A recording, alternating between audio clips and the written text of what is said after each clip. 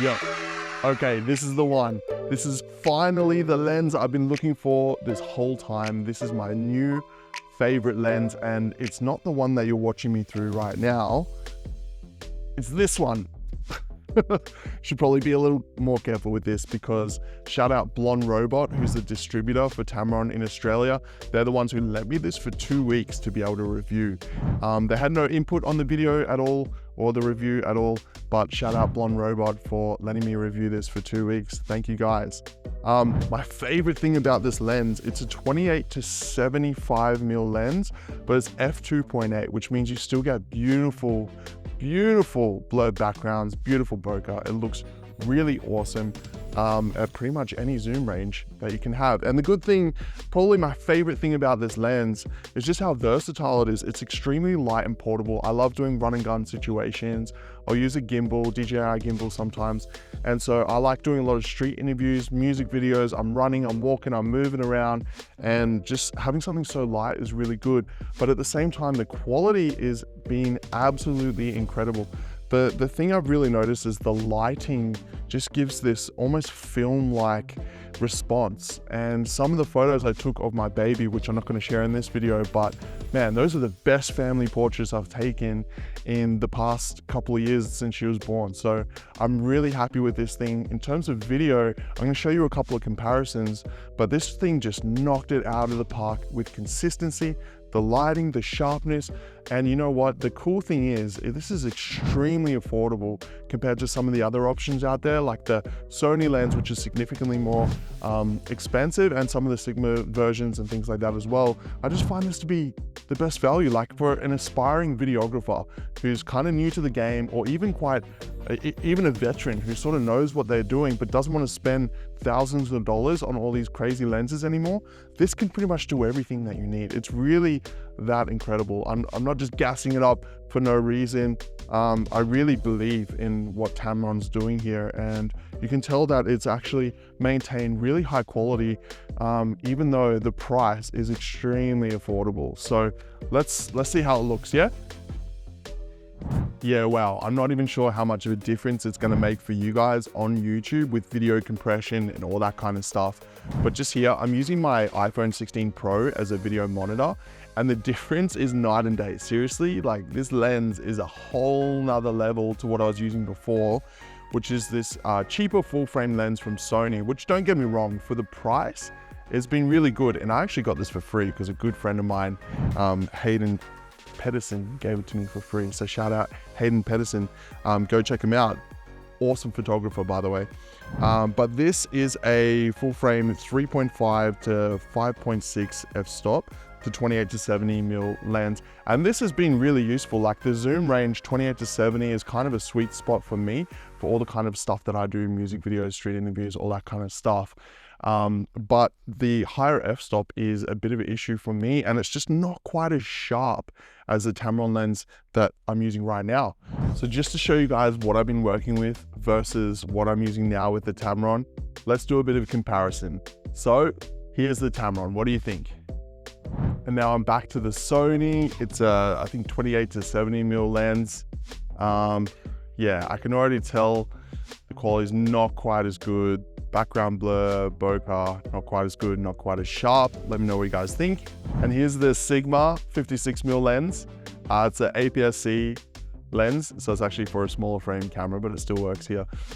It actually looks really good, and this has been my favorite lens up until now. I've actually been using it since when I first bought the Sony a7 IV. The only problem is obviously being for a smaller frame camera, it's not quite as sharp. It has incredible bokeh because it's f1.4. That's what I bought it for initially, for interviews, so you're going to have this awesome background separation. Looks pretty good, but obviously the focal length is quite annoying. There's no zoom or anything like that. It's kind of from a fixed position, but yeah, how does it look?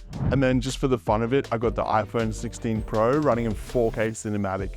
Let me know what you think this versus the full frame and the APS-C lenses. Does it match up?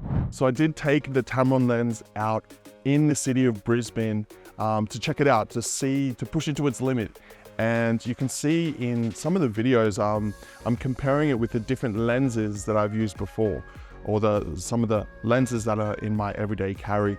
And I even compared it against the iPhone 16 Pro. You know, I had to take it to the gardens and do the obligatory flower shots with the different cameras to compare. So let me know what you think the difference is. I think the iPhone 16 Pro sort of did not too bad considering it's a phone. And I was even pretty impressed with the APC lenses that I've been using from Sigma. With the depth of field, it actually looks pretty good, even at the 56 and I think the 35mm lenses that I have from them actually look pretty good as well. But again, the Tamron knocked it out of the park. And then we walked around and actually had an opportunity to film my friend Jack, who you're going to see here. And he's walking down this little bridge. It's like really beautiful background. It kind of reminds me of something like an anime, like a dating anime or something, where there'd be like a romance scene with like the leaves blowing in the background and everything. But it looks really cool. And what I did is I actually wanted to test it against the iPhone 16 Pro, because the iPhone's come a long way, especially in the last few years. They're even using it to film cinema movies now. Like there's an Apple movie called F1, and basically they used the camera system from an iPhone and built it into a new shape to put on an F1 car to actually film for the movie. So that's the level of that iPhone has achieved in terms of their camera technology recently. So I wanted to compare it against that and see the difference. But what you could see is I actually used it in 4K cinematic, which gives this depth effect, this bokeh effect, which is like fake, right? It's basically using AI and things like that to separate the background and make it blurry. And it's gotten really good, but you can really tell, especially around Jack's glasses and the edge detection, is still not matching the real life. And the fall off as well, like it's more generally blurry instead of sort of falling off in a blurry direction. And you can also see it's really soft around the edges of his body as well. What I was impressed with is this close-up shot here of Jack's using an old phone at the moment, sort of detoxing from the smartphone. But you can see on the close-up shot with the iPhone 16 Pro, it actually looks really good. Like the background blur is perfect, the shoulder out of focus is looking really good, and the screen, you can see everything that's happening, looks very clear.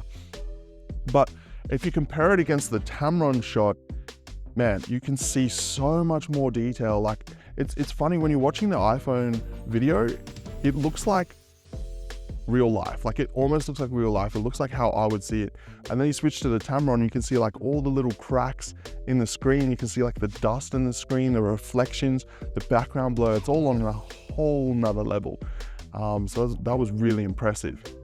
I also got a chance to walk through the city, Brisbane City. It's not the most beautiful looking city in Australia, but it's got its, pretty nice moments. It's got some nice buildings around the place, got some old architecture. So I took it around. I'm not much of a photographer, but I do enjoy it. I took a bunch of photos of buildings, and man, I was really impressed by the lighting more than anything, but also the sharpness. Like I tried to take a few sort of difficult photos for the camera. So I'm using a Sony A7 IV, which is an incredible camera, but paired with this Tamron lens, I was really impressed with the high dynamic range between the sky, the clouds, the light, the buildings, the reflections, particularly in these images.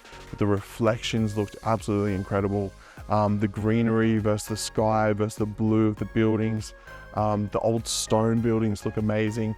I was just really, really impressed with everything that I took. And this is the thing, like I really didn't have to fumble through settings to make it look too aesthetic. Like I kept it in manual, but I kept it quite simple in terms of how I was taking the photos. And I didn't feel like I had to constantly adjust my f-stops and my ISO and everything just to get a good image. Like I felt like it was just so easy. So let me just quickly interject here.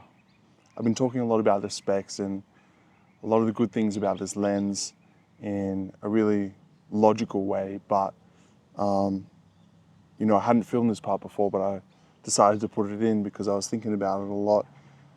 I've said that I really love this lens for a number of reasons, but actually what I've found is that my favorite thing about it, really truly, is that it's given me inspiration back to be creative. I know that might sound a little cheesy, but it's true. Like, the amount of lenses I've had, the different types of cameras I've had, my phone, all of these things.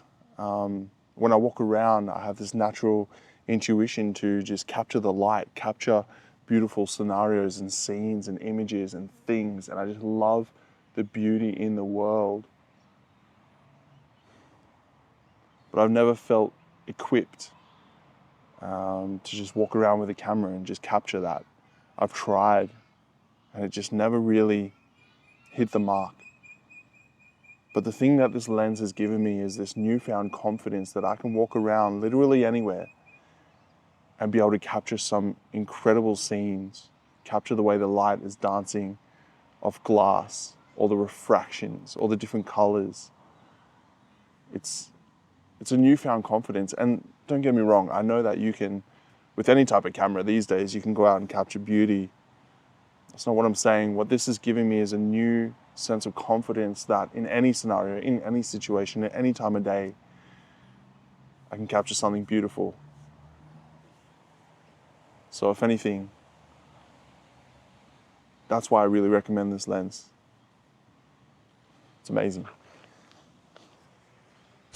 I'm actually pretty convinced I'm going to buy this lens within the next couple of weeks or so. It's just incredible. It really goes back to what I was saying before. If you're an aspiring videographer and you can't afford to get 10 or even 2 different lenses, I would highly recommend this over everything. The reason I approached Blonde Robot to review this lens is because I'd already done a lot of research online, and I've played with a bunch of different lenses already, APS-C lenses from Sony, Sigma, full frame lenses. I have a bunch of different cameras as well. I have the Sony a7S II, I have the Sony ZV-E10, which is a smaller size sensor, and I use my iPhone 16 Pro a lot. And I did a lot of research online, and it really came down to like, okay, what's the most realistic, most efficient, most variable kind of thing that I can actually get my hands on? Now, I don't know what it's like in your country, but in Australia, it can be quite difficult to buy lenses. We don't have a huge amount of camera stores, and yeah, you can buy stuff online, but things are quite expensive here, especially if you're importing from overseas. So I just feel like Tamron has just struck that perfect mark of like quality versus value. And so I'm not here to basically put it up against other types of lenses to say, hey, you should buy this one in this situation or this one in this situation. My thoughts are seriously like, it's probably, unless you have the money to, and you really want to dial in, like I really feel like this is the best lens for most people. And I would rate it a solid 9 out of 10. And I think it could even be higher.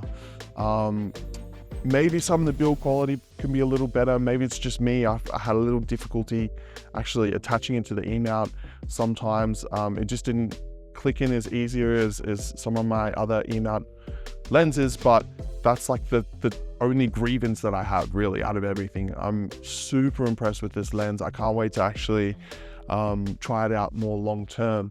But let me know what you guys think. Do you think this is a big upgrade? Is this something that you're looking forward to buying or purchasing yourself? And let me know what you think of the comparisons. Thank you guys. You've been watching 24K Dan. I really appreciate the like and subscribe, and I'll see you again very soon.